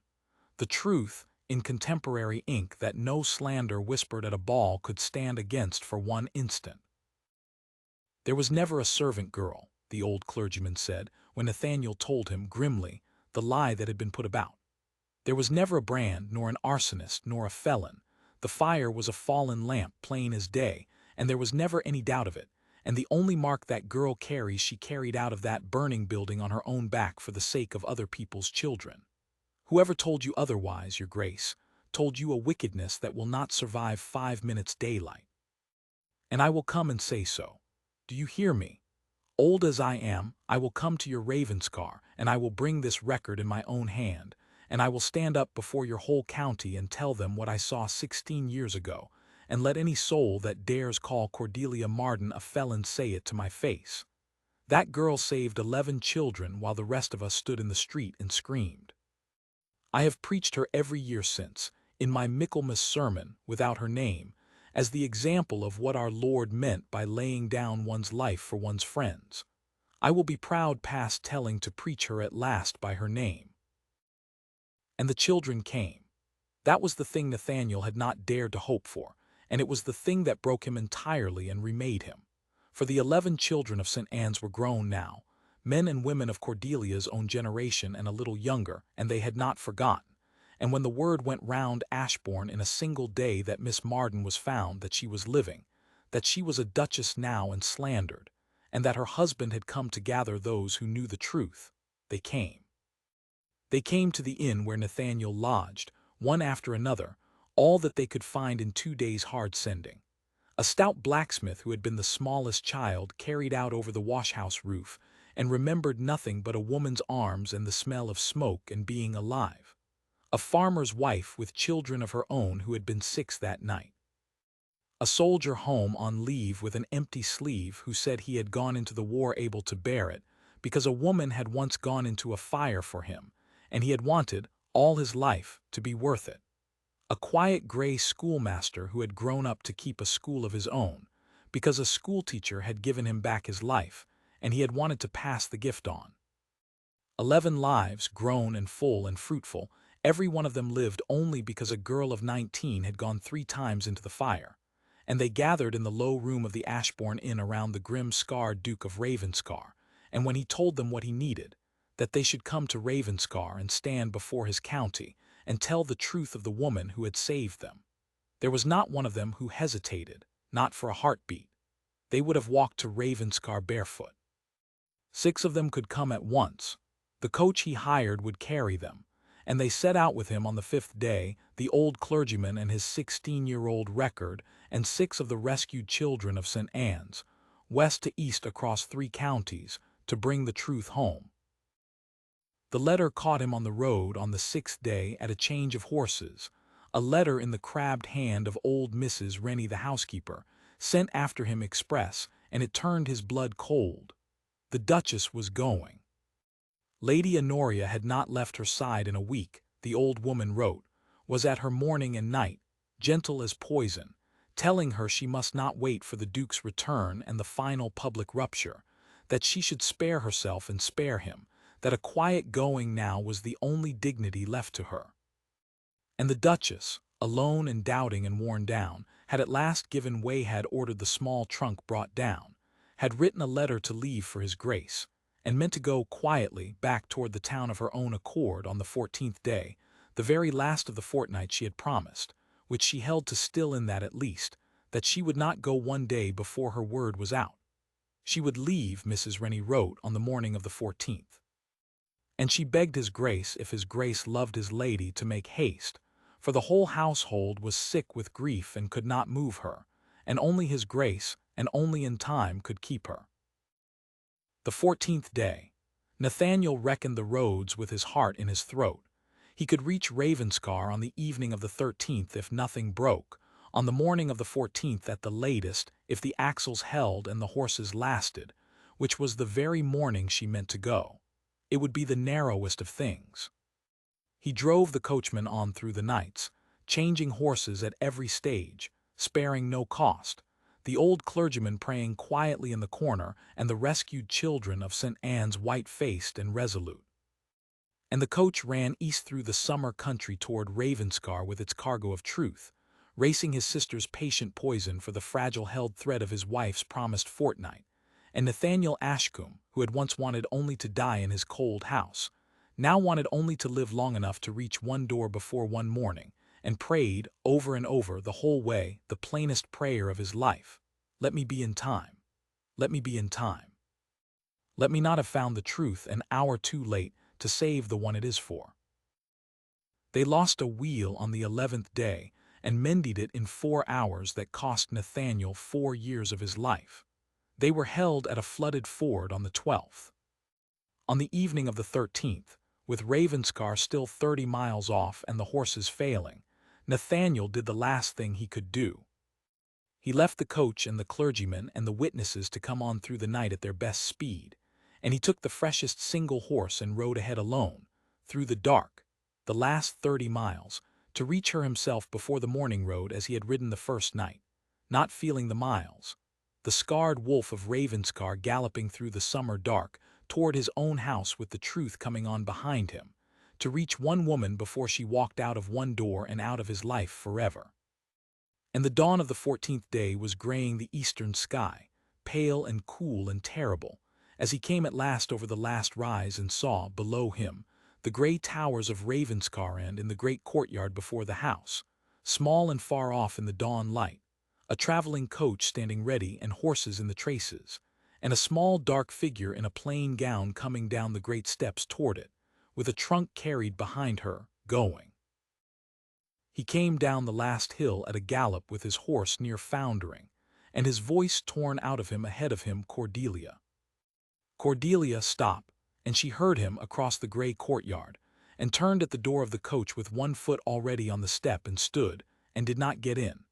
And Nathaniel flung himself off the failing horse before it had fully stopped and came to her across the cobbles, limping, staggering, spent past speech, and caught her cold hands in his, and could only for a moment hold them and breathe and look at her. "You came back in time," Cordelia said. Her face was white and worn with a fortnight of Honoria's whispering and her own long grief, and her eyes were dry and there was in them a terrible gentle finality. "I am glad. I did not want to go without. I am glad I may say it to your face.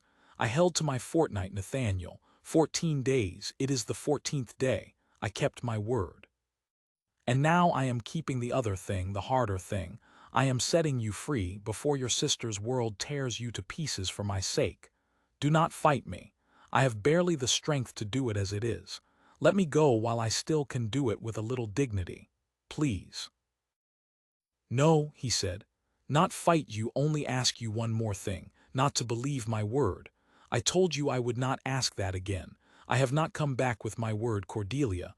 I have come back with theirs."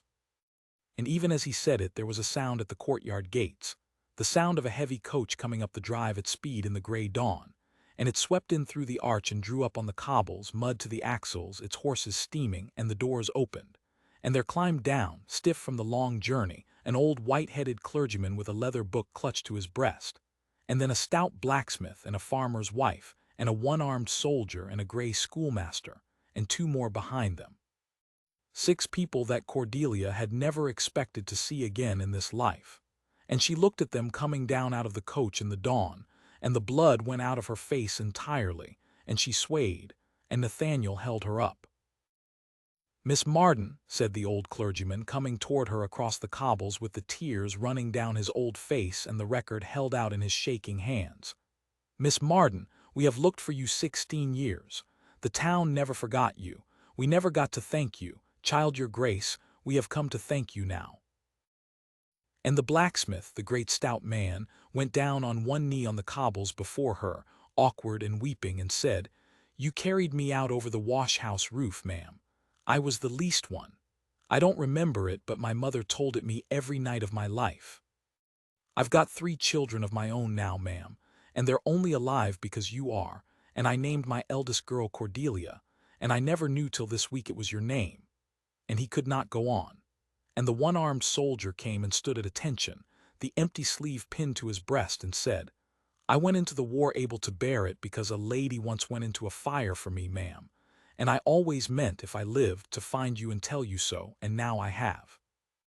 And one after another the rescued children of St. Anne's came before the Duchess of Ravenscar in the gray dawn of the courtyard, and told her, plainly, without one word of pity, what she had done for them and what their lives had become because of it, not pitying her scars, never pitying but honoring them, reverencing them as the marks by which they lived. And Cordelia, who had not wept when the shawl was torn from her shoulders, who had not wept through a fortnight of despair, who had meant to leave dry-eyed and dignified Cordelia, stood in the middle of them, and broke at last, wholly, and wept, held up by her husband, surrounded by the grown living proof of the finest thing she had ever done, hearing herself, for the first time in 16 years, not endured, not hidden, not pitied, but honored.